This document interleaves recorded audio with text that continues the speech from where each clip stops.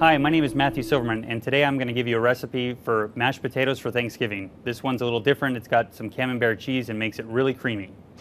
For this recipe, we start with 5 Yukon Gold potatoes. We peel these potatoes and put them in a pot with cold water, bring them to a simmer, and cook until soft and tender.